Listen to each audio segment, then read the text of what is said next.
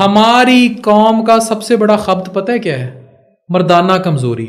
और सेक्स को ऐसे प्रिटेंड किया जाता है ना पाकिस्तान में, जैसे ये सब कुछ है। नहीं, मैं अभी सवाल पे आने वाला था कि आप कहते हैं मर्दाना कमजोरी कुछ भी नहीं है। मैं आप खुद देख लें, रिसर्च जाके देख लें। मैं रिसर्च से मुराद है, पूछ लें यंग जनरेशन से, वो शादी के नाम से उनकी जान जाती है। वो कहते हैं हम अभी शादी के काबिल नहीं, क्योंकि टोटे देखते हैं रातों को, ठीक है। वो समझते हैं, और सुहाग रातें बड़ी तबाह होती हैं पाकिस्तान में इन पॉर्न की वजह से। मेरे पास आ जाते हैं 4 दिन बाद शादी है, 5 दिन बाद शादी है। मैं कहता हूँ क्या कर जाके खड़ा नहीं होता, क्या मसला है?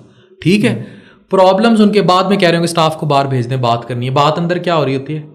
खड़ा होता है, लेकिन शादी के टाइम कुछ हो तो नहीं जाएगा, दीवारों पे पड़ा हुआ है। हकीमों ने इनके जहनों में ऐसा गंद डाल दिया है कि भाई जब तक तुम मेरी फक्की नहीं खाओगे ना, तुम औरत के करीब गए तो खड़ा नहीं होगा। रॉन्ग नंबर है, समझ आई? इस मुल्क में जो नींद, ये बड़ी अच्छी चीज़ है कि आप बड़ी ब्लंटली बोल रहे हैं और लोगों को पता चलना चाहिए। इस पे हकीमों को तकलीफ हो जाएगी। मैं उस हकीम की बुराई नहीं कर रहा जो सच बात करता है, जो पढ़ लिख के आया है। अब डॉक्टर हूं ना मैं, जाके पीएमडीसी में मेरा रिकॉर्ड देख लें, सब पढ़ा हुआ है, ठीक है। हकीम की क्या क्रेडिबिलिटी है इस मुल्क में? कहाँ रिकॉर्ड पढ़ा हुआ है मुझे बता दें, ठीक है। नीम हकीम की बात कर रहा हूँ, असल हकीम जो पढ़ के एक मत कर रहा है, मैं उनके खिलाफ नहीं हूँ। कहाँ पढ़ा हुआ है रिकॉर्ड? और ये दीवारों पे क्यों लिखते हैं मर्दाना और जनाना कमजोरी क्यों लिखते हैं? आप तो जनूबी पंजाब में पढ़े लिखे हैं ना। दीवारों पे बस्ता लटका के जो बच्चा थोड़ी सी उर्दू पढ़ना शुरू होता है, वो क्या पढ़ता है? सलीमी दवाखाना। क्यों भाई? बिल्कुल, हर जगह इधर आप चले जाएं, तो वो बच्चा जब सलीमी दवाखाना और मर्दाना कमजोरी और ये सारा पढ़ के बड़ा होगा, उसको लगेगा कि भाई कुछ नहीं। हमारी कौम ने जो बेसिक नीड्स ऑफ लाइफ थी उन पर इतने सवाल उठा दिए, मास्टरबेशन पे, मुठ पे, ठीक है, अजाब बना दिया उसको। इतनी फ्रस्ट्रेशन दिमाग में भर दी लोगों की, लोगों ने रेप कर दिए, ठीक है। सही राह नहीं बताई भाई। या तो 18 साल की उम्र में शादी करो, या उन्हें मेडिकली एक्सप्लेन करो कि मैं मेडिकली बात कर रहा हूँ, मुझे कोई इस पे मैं रिलीजन पे फिर लोग शुरू हो जाएंगे, मैं वो बात नहीं कर रहा। मेडिकली मुठ मास्टरबेशन का मरदाना कमजोरी से कोई ताल्लुक नहीं है। आप दिन में 12 दफा भी मुठ मार सकते हैं। लेकिन आप ये पब्लिक को बताएंगे तो आवाम तो यही काम शुरू कर देगी। आप पहले नहीं कर रही, पहले उन्होंने मुठ्ठें कंट्रोल की हुई हैं, या नहीं कर रही? बताएं, पहले भी तो यही कुछ कर रही है, पर डरती है। जो उसके बाद उनको लगता है कि भाई एक नॉर्मल साइकिल है। आपने जैसे एक 30 मिनट रन की है, एक्सरसाइज की है, उसके बाद आपको हल्की सी गुड फीलिंग विद नकाहत आएगी। इसी तरह जो आपने सेक्सुअल प्लेयर अचीव किया है, उसके बाद हल्की सी नकाहत आएगी। हकीम रॉन्ग नंबर है। वो कहता है वो जो तूने मुठ मारी थी ना, ठीक है, शबाब क्लिनिक, लम्हों की गलतियां, बरसों की सजा, ठीक है। वो कहेंगे वो जो तूने वो किया था ना, उसकी वजह से तुझे कमजोरी हो रही है, अब तू शादी नहीं करता, मेरी फक्की खा। फक्की खाएगा तो तू शादी के काबिल हो जाएगा। नहीं होगा ना, यही तो बता रहा हूँ। हकीम कहता है वो होगा, लेकिन वो टेक्निकली नहीं होगा। जब वो फक्की खाता है, इसमें प्रायापिज्म के मरीज हैं, बाकी मरीज हैं, technically it is so dangerous. उसमें एनाबॉलिक स्टीरॉइड्स हैं, वो आपको जिसामत तो शायद वो दे दें, लेकिन सेक्सुअली उसमें वियाग्रा की गोलियां कूट के डाली हुई हैं। अल्टीमेटली दैट फक्की इज वेरी डेंजरस। वो बहुत टेरिबल नुकसान पहुंचाएगी उस अज़्वे तनासुल को जिसको आप सारी जिंदगी बड़ा प्यार से रखते आए हैं, ठीक है। तो इसलिए पाकिस्तान में हमने सेक्स एजुकेशन, जब मैं सेक्स एजुकेशन की बात करता हूं ना, मैं कहता हूं अपने बच्चों को बताएं 6 साल की उम्र में कि उसका प्राइवेट ऑर्गन कौन सा है। 12 साल की उम्र में उसको बताएं, उसको खुद बता दें कि इससे पहले उसको बाहर कोई गे बता दे। अच्छा, किसी ने मुझसे पूछा अपने बच्चों को सेक्स एजुकेशन कब दें? अपने बच्चों को सेक्स एजुकेशन तब दें इससे पहले कि कोई बाहर वाला दे दे। और बाहर वाला हो सकता है, जरूरी समझते हैं कि सेक्स एजुकेशन बच्चों को देनी चाहिए, पेरेंट्स को देनी चाहिए। बिल्कुल, जब वो बलूगत अप्रोच करें। और सेक्स एजुकेशन का मतलब कामा सूत्रा या वीपीएन या नेट या टोटे नहीं है। जी जी, सेक्स एजुकेशन का मतलब ये है कि उसको बताएं कि जेरे नाफ बाल सुन्नत के मुताबिक कैसे साफ करने हैं, अपनी एक्जिला के बाल कैसे साफ करने हैं, टाइडीनेस क्या है, आपका प्राइवेट ऑर्गन क्या है, सेक्स एथिक्स क्या है। अगर किसी बच्ची को देख के आपको कुछ हो रहा है या कुछ हो रहा है तो उसको नफ्स को कैसे कंट्रोल करना है, उसकी रिलीजियस बाउंड्रीज क्या है, उसकी सोशल बाउंड्रीज क्या है, लिविंग रिलेशनशिप। पाकिस्तान में इतने कपल्स लिविंग रिलेशन में रह रहे हैं, आप डिनाई करके दिखाएं, बिल्कुल रह रहे हैं, दे आर लिविंग इट, पता, ठीक है, रह रहे हैं, ओपनली रह रहे हैं, छुपा के रह रहे हैं, दे आर डूइंग सेक्स। यहाँ पे मसला ये है अफान भाई कि आप सेक्स एजुकेशन का जब नाम लेते हैं ना, तो लोग कहते हैं नहीं, इसका मतलब ही इसका मतलब कामा सूत्र है। हाँ एग्जैक्टली, इसका मतलब कामा सूत्रा नहीं, इसका मतलब वो एथिक्स हैं जो सिखा देने चाहिए, वो तालीम है, वो शऊर है।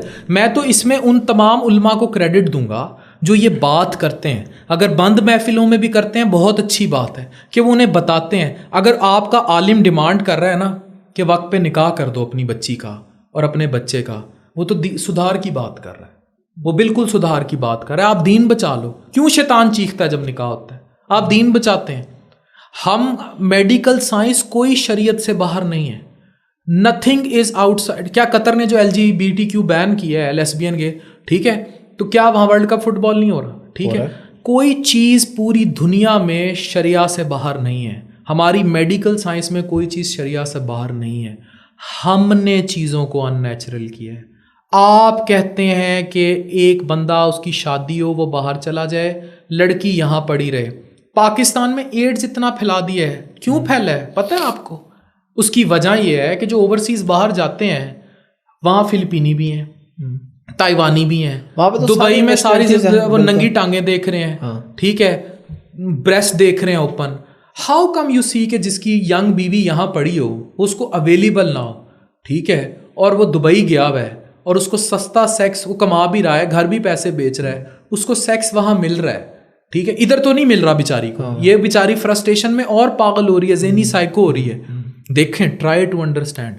रोटी ना मिले ना भूख लगती है, पानी ना मिले प्यास लगती है, एंड थर्ड इज सेक्स। नहीं मिलेगा फ्रस्ट्रेशन होगी। और इस भूख, सबसे गंदी भूख है ये, सबसे गंदी भूख, तबाह कर देती है। तो फिर क्या होता है? They do it and they bring it to Pakistan. Ads कोई पाकिस्तान में एयरपोर्ट पे जो है वो क्या टेलीफोन से तो लग के नहीं आया ना, वो तो ऑफ कोर्स, वो तो फिजिकल रिलेशन हुआ कहीं पे, तो उधर से डूइंग इट अब्रॉड। पाकिस्तान में ओवरसीज का एक बड़ा तबका जो मुझे सुन रहा है, मुझसे नाराज भी हो जाएगा, they are doing it and they are bringing ads in Pakistan.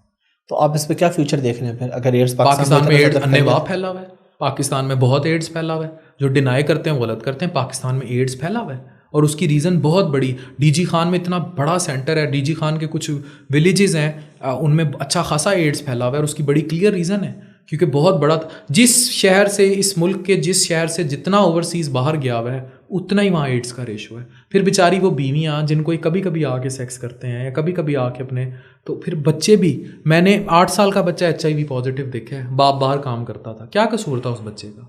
उस माँ का क्या कसूर था? उस औरत बच्ची का क्या कसूर था? ठीक है, वो तो कभी बाहर नहीं गई, उसने तो किसी फिलिपानी के साथ सेक्स नहीं किया, उसका क्या कसूर था कि उसको एड्स हो गया 8 साल के बच्चे को? ये हार्श रियलिटीज़ हैं सोसाइटी की। सोसाइटी बात क्यों नहीं करती इन पे, क्यों नहीं सवाल उठाती? तो इसका सोल्यूशन क्या है? इसका सोल्यूशन बड़ा क्लियर है, शादी करो, साथ रखो। और दूसरा सोल्यूशन आप लोग हैं, बाहर क्यों जाते हो यार? पाकिस्तान में कमाना सीखो। हम तो यही लोगों को कहते हैं भाई, ऑनलाइन आप सिखा रहे हैं, करो, और लोग सिखा रहे हैं, यहाँ लेके आओ, क्यों लगाते पाकिस्तान में क्यों जाते? और आबादी कंट्रोल करें ना भाई, कम बच्चे पैदा करें, आबादी को कंट्रोल करें। शादी किस एज में होनी चाहिए आपके ख्याल में? मेरी बड़ी क्लियर राय है इसमें, बड़ी क्लियर और एविडेंट राय है। स्टेबिलिटी ज़िंदगी के साथ चलती रहती है। शादी हमारे यहाँ लड़की की 18 साल और लड़के की 18 से 20 साल की उम्र में कर देनी चाहिए। If you will delay it, you will destroy your society. यहाँ पे तो एवरेज आप एज देख लो, शादी होती है 28, 30, 32, 35, औरत 32 पाकिस्तान में। फिर पाकिस्तान में और बड़े नॉर्म्स हैं ना। हाफिज़ अहमद रखे 10 लड़कियों के साथ बार अफेयर, जिस्मानी ताल्लुकात रखे, बेगम को पता लग जाए थोड़ा सा लड़ लेगी, नाराज़ हो जाएगी, करवट उधर ले लेगी, माइंड नहीं करेगी। करे हाफिज अहमद दूसरी शादी, फिर ये हमारे मुल्क का अलमिया है। बिल्कुल करें दूसरी शादी। बेगम आपके 100 टेक्स्ट देख ले, उसे पता लग जाए ना कि हाफिज अहमद किसी तवाइफ से बात कर रहा है, अभी रात सो के आया है, उसे मसला नहीं है। बीवी आई लव यू और शादी के वादे का मैसेज देख ले, आप घर जाएं, सो के दिखाएं। अच्छा, ये हाफिज अहमद सिर्फ वैसे नहीं, ओवरऑल फैन कैसा? ओवरऑल मैंने कहा मेरी वाइफ नहीं, आपकी सारी वीडियोस देखती है, सब नहीं, ये अलमिया है बिल्कुल। नहीं, ये मैं अज़राए मजाक इसको ले रहा हूँ, ये मैंने बात कही है, बिल्कुल अलमिया है ये। यहाँ पे औरत को वाकई उस पर वो सब्र कर लेती है, लेकिन इस पर सब्र नहीं करती।